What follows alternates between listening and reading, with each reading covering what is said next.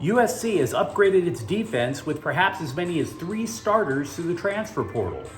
The Galaxy are close to creating a unique triple threat on offense.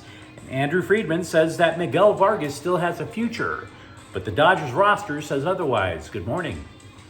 I'm James. This is your daily dose of sports and snark for the greatest sports scene in the world, Los Angeles. This is the faithful Angelenos morning report. So, it is February 14th, 2024, Valentine's Day. Let's hear it for love, everybody. Let's all be hopeful that none of us are around later tonight, sitting in the dark with a bottle of vodka, scrolling through pictures of our exes. Faith. Keep the faith. Possibly. Hey, what do you say we be optimistic about LA sports for a pick-me-up? If you like being in the know about LA, clickety-clack the like button. Clickety-clack the subscribe button. There's a notification bell. Hit that. It'll let you know we drop new content. Sharing is caring. Let people know we exist. And by all means, comment. Totally look forward to hearing from you. And no, you cannot have photos of my wife on Valentine's Day either. Look at your own ex-girlfriends. Show a little bit of class. So before we go through the news and notes, a look at the scoreboard. Anthony Davis scores 20 points, grabs 14 rebounds. The Lakers wind up defeating Detroit 125-111. Now, I don't want to say that the Lakers are quote-unquote red hot. That's a wee bit premature, but they have won 5 of their last 6. Meanwhile, over in Buffalo, the Kings played a game that just makes you wonder if somebody farted next to you. They lose to Buffalo 7-0. Guess it's not just the coach that's the problem.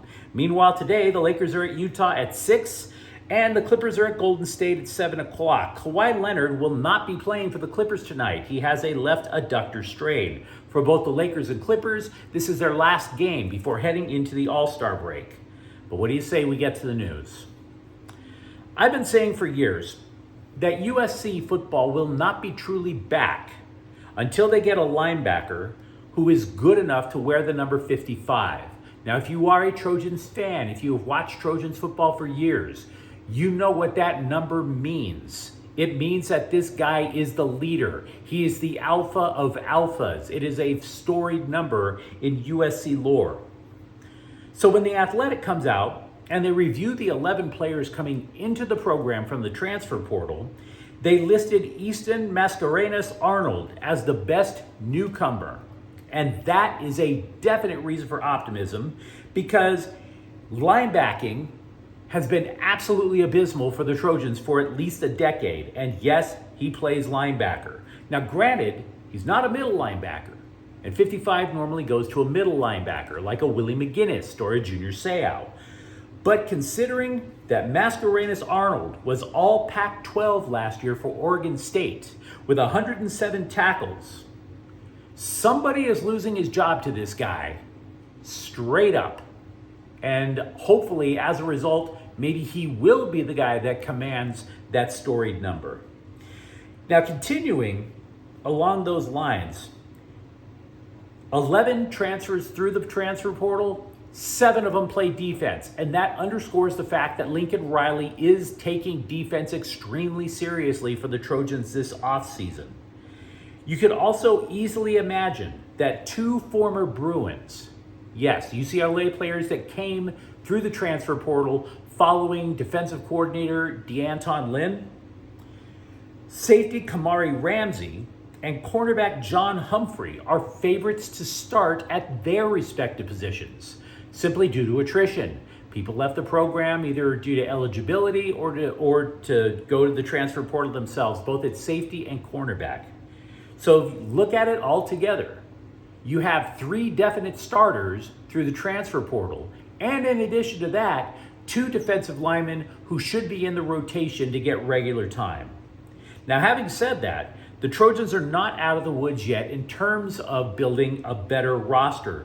There is a strong belief that the Trojans could still use more help, both on offensive and defensive lines. In addition to that, getting a wide receiver and a running back.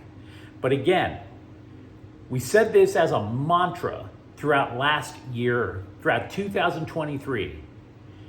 The first school to sanity wins.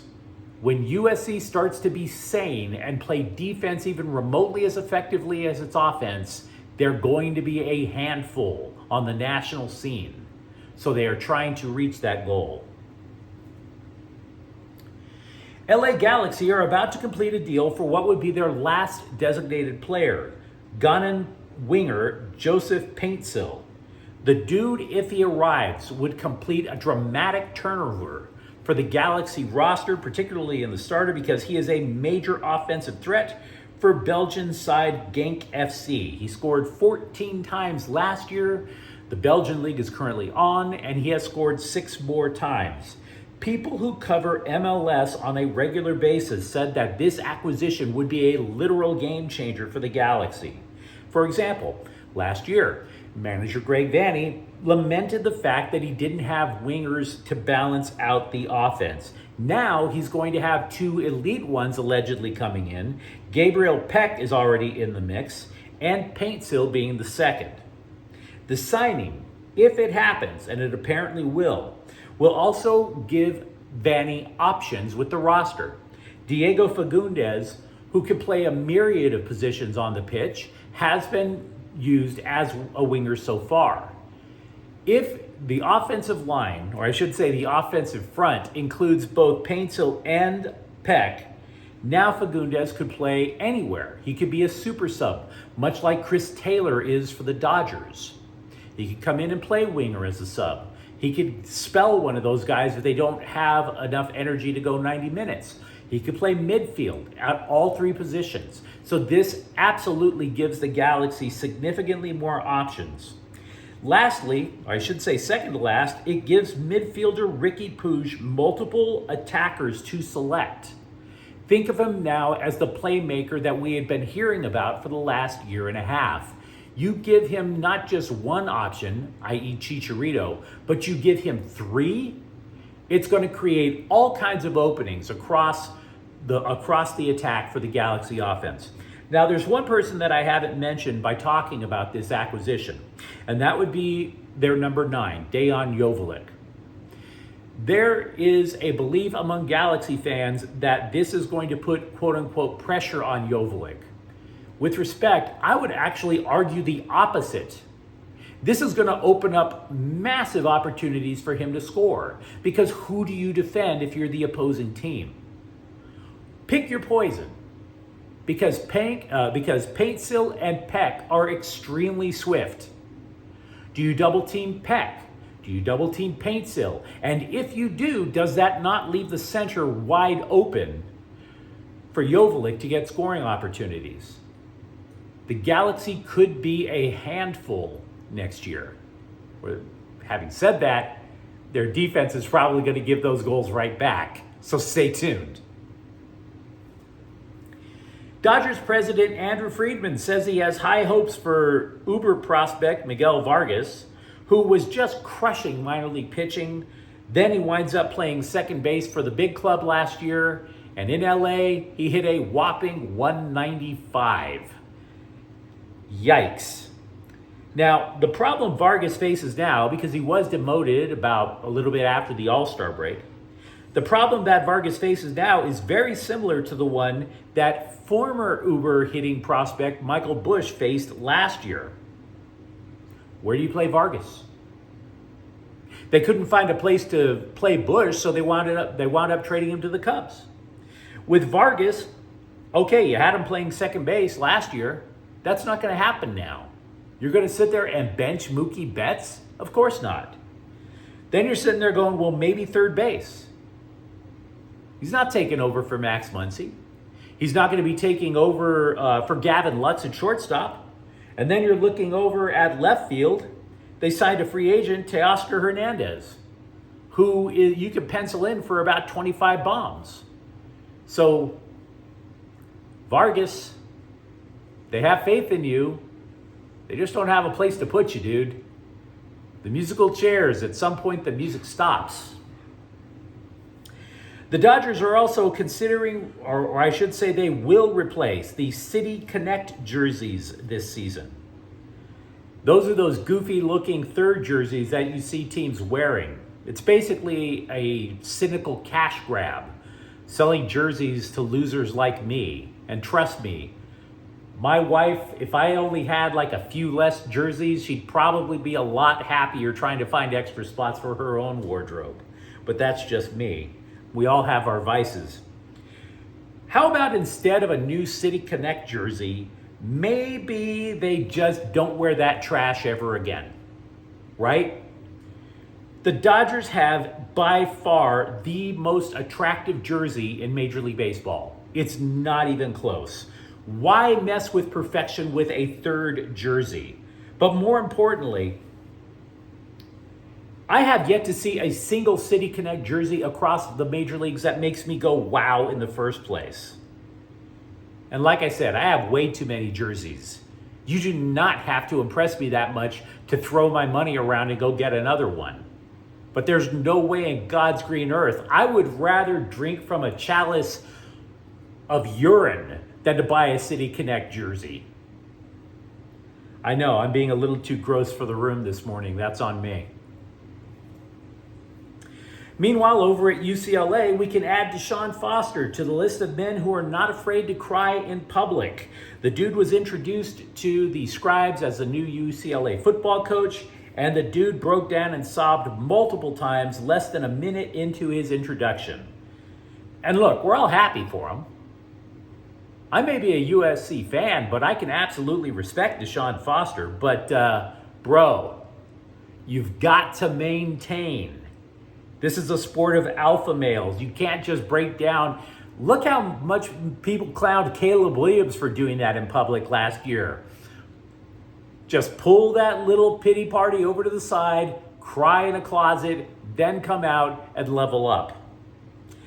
What we can tell you from the press conference that was actual news is that he's going to hire an offensive coordinator. Yes, he is an offensive coach, but he recognizes he can't control everything, including calling the offensive plays.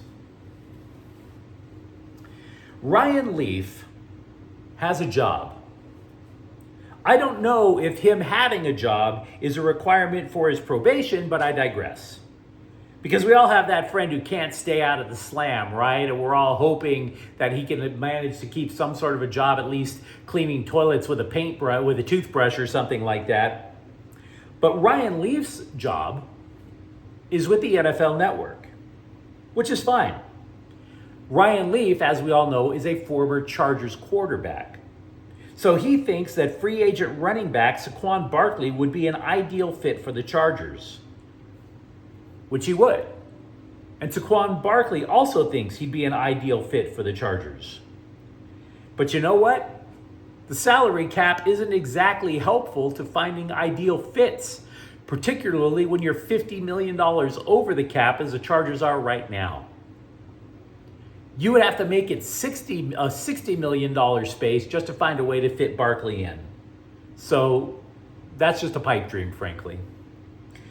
On easier news for Chargers fans, though, they have hired legendary offensive lineman Nick Hardwick. He's coming back to coach offensive line under Jim Harbaugh. Here's a question that's been on my mind. Does Raheem Morris know anybody in coaching outside of LA? The dude has already poached 5 Rams coaches to go over to the Atlanta Falcons, and now he's hiring the Rams' strength and conditioning director, John Griffin. This is the thanks you give the team that employed you for 3 years? That hyped you, gave you like a ream of letters of recommendation for you to get this job in Atlanta, and you thank them by stealing all of their people? Really? You didn't know anybody in Atlanta or Tampa? Dude, what happened? Did you lose all the contacts in your iPhone? What gives? Maybe buy a Galaxy, something like that. But guys, you let me know what you think in the comments thread. Talk to me about where you think USC football is going now with chance to judge the transfers in the portal. Tell me what you think this means for the Galaxy offense with adding Paintsill. And if you enjoyed the content, don't forget to subscribe to Faithful Angelenos. We're talking LA sports every single day here. Thank you for watching. I'm James. I think I'll be in a little bit more control tomorrow with the next episode. Faithful Angelenos is a Keon Cortell Queso production. Take care.